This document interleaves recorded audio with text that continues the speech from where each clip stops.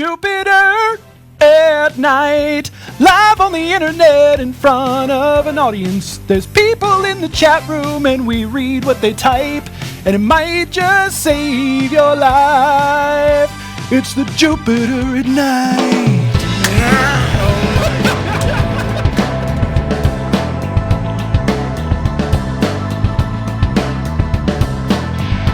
Good evening, everyone, and welcome to Jupiter Nite. My name is Chris. I'm Alan. I didn't like your head. You did not have a head shake. Watch. My name is Chris. Yeah. I'm Alan. All right, so tonight's topic came straight out of the live chat room. Live. We threw a couple of things up against the wall, and actually, I think I'm going to take one of those, and then I'm going to dust it off and use it later. It ended up being a tennis ball. Bounce back. I know. It's nice. It's convenient. Yeah. So tonight's episode is how to make a podcast, which is convenient coming from us as we happen to make a lot of podcasts. We have a lot of shows. We've been doing it for about I don't know actually. About a year. No, yeah, for me. I want to say I think it was 2006. I think we started in 2006. Early January of 2006 is when we started. Impressive. So we've been doing it for a long time now. Right, so we got some experiences. You always talk about shows that I don't even know about because they don't even exist anymore. Yeah. It's that we were just doing that before the show. Yeah, it's weird. Now, I thought the biggest thing. I mean, anybody can get this is an MXL 990. You can get that from Amazon for $60. That's not what that microphone. You know, this pop shield. You know, you can buy these things. That's not really as important. Is you really have to have a good idea. And so you had an idea before the show, and I said, "Wait a minute, hold it, save it. Let's talk about it live on the show." So this will be sort of a look at the inside way that we come up and bang out just an early concept of a show to see if it could even be flushed out. Right. Because it just starts as an idea, and that's got to be the most important part. Is it has to be a good idea. Right. So what do you got for me? Okay, so basically I walk in, and I say, "Hi, Chris. I got a show." Maybe. I don't know. Do you want to talk about it? And you're like, "Oh, I don't have time." And that does kind of sound like me. But Dan from the Goofballs and we should say, I'm sorry to interrupt. Watch the Goofballs. A new episode of the Northwest Goofballs came out today. If you go over to jupiterbroadcasting.com, you can find that because football is heating up, dude. Week 9 picks. It is. That's a good episode. So check out Northwest Goofballs. Sorry to interrupt. Anyway, so Dan from Northwest Goofballs. But Dan from Northwest Goofballs and I, we watch a lot of movies. And we don't necessarily watch a lot of new releases or anything like that. We watch a lot of, I've been meaning to get around to that. Okay. Or my friend recommended this. Hard. Like Die Hard, maybe. I could do that. He's seen it. But yeah, okay. So he's seen it.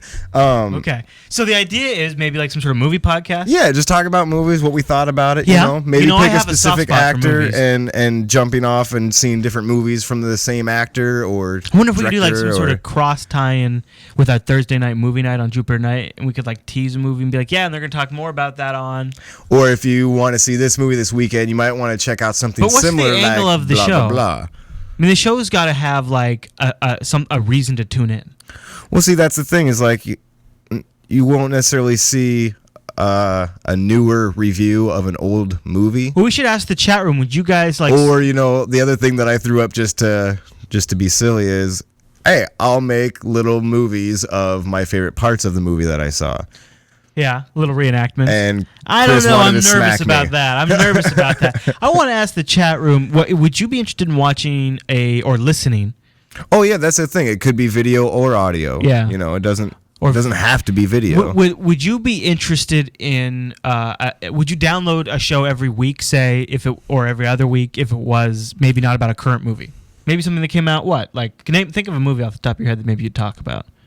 I said Die Hard. Yeah. Maybe you finally get around to watching Die Hard and give a review of it. Maybe I could get. Yeah, exactly. Chat room, would that be something? Yeah.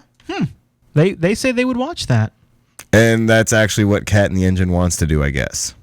Oh yeah, that's right. Sorry. No, maybe Cat in the Engine. Maybe you could do something with Cat in the Engine. But yeah, you could Skype in, and we could Skype in and be like, yo, we're not doing a show, so check out our homie over here who's doing one this week. Cat in the Engine, throw your, don't you have a blog now, Cat in the Engine, for your movie reviews? Now, okay. It's okay. All right. So far, we just tossed it out there. Though. I'm not hearing an angle. Well, I didn't necessarily know we had to have a big hook. Well, I thought the angle was doing old movie reviews. You don't have to. You don't have to have a big hook, but you know, you want to have something to work around. One of the things that Rikai here in the chat room is saying is there's also the podcast where it's more about the personalities and the content. The content could be anything, and that's definitely going to be true about that show. If you and Dan were on it, I mean, I have total confidence about that.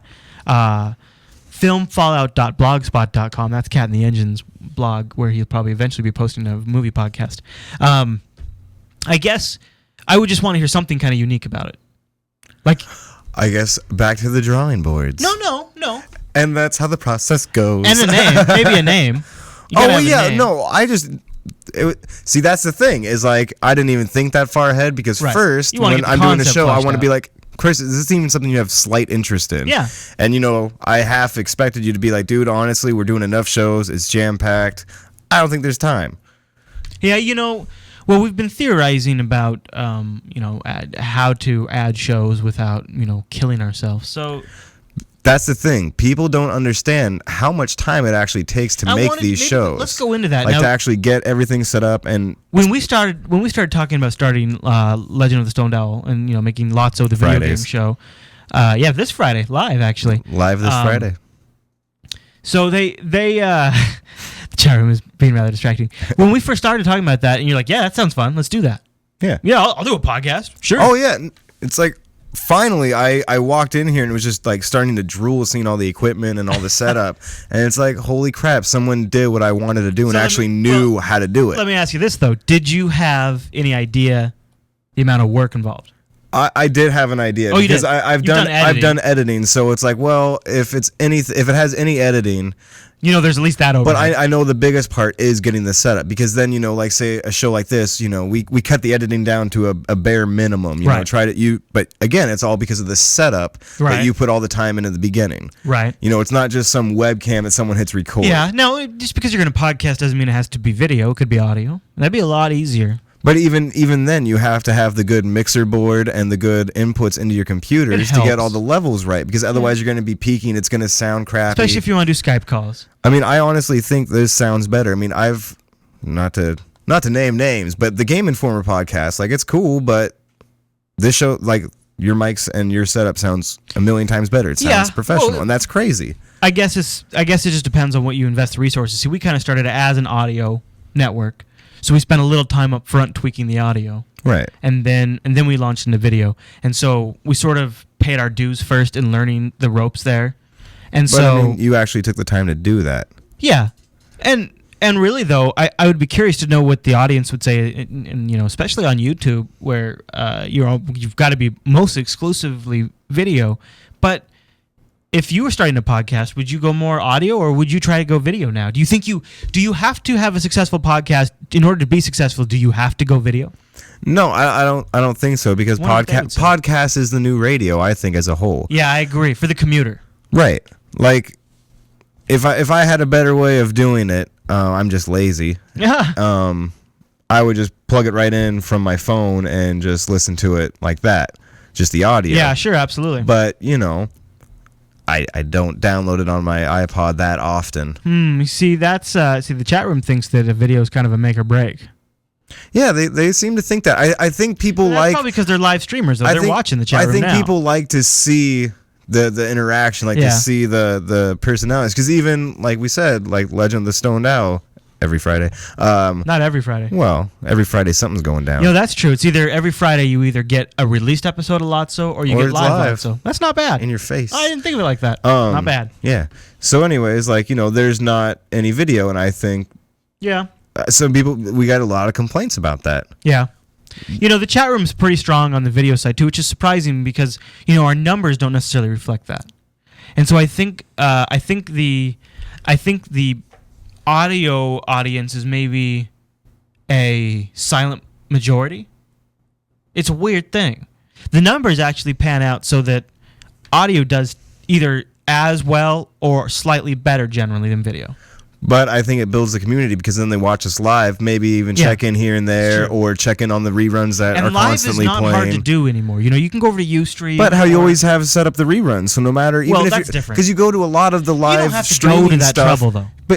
And a lot of people don't, and it's stupid as hell. Because, I go to some site and it's like, oh great, an empty desk. Like, wow. Oh yeah, like glad those, I'm signed into this. Where at least you guys, it's like, oh weird, they're playing like old black and white movies. Like, okay, but that's cool as hell. Yeah, I guess or you're so. playing an old show.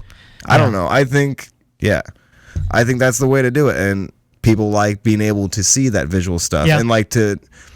Because even when they started doing like radio people on, like on the internet, and you could see what they look like. Yeah. It changed what a lot of people thought about the radio people. That's interesting. That's true. Like, I'll tell you the first time I ever saw a picture of Tom Likas. I hate Tom Likas. I agree. He does the pauses like every time. And he talks. But just to make a point. Yeah. and also to just pass the time, right, until the next commercial. My God. It did change my perspective on him once I saw him. I agree with you. Yeah. Video does establish a different connection. Well, that's interesting. So if you're an audio listener of this show, you are essentially the silent majority, and we would love to hear your thoughts on this. Could a new show launch, and does it have to be video? And what I suspect might be happening is I think a lot of people flip-flop. 1 week they'll watch, or one episode of Jupiter Nite, depending on the topic, they'll watch the video version. And then, I think I'll listen to that while I drive. I'm going to go ahead and download the audio version. I don't think it has anything to do with the episodes. I think it has to do with whatever people are doing. That got going on. So like, they want both. Tonight, I'm not doing anything. I actually, hey, Jupiter, yeah, I'm going to watch it. Yeah. But it's like, I'm just in my car. Sweet, I have it on my MP3 player. Right. And that's probably what it is. So it's probably when I ask people, I don't get a clear answer. And so I guess my advice to you would be, if you're starting a podcast, experiment with both. First of all, it's easy to put something up on YouTube. It doesn't have to be crazy good. Do it live. I got standards, yo. Oh well, just progress, evolve.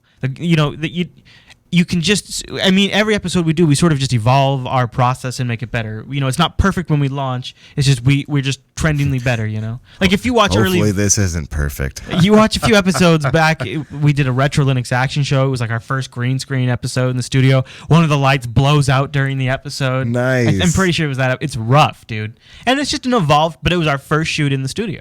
Yeah. At least you got it recorded. Yeah, exactly.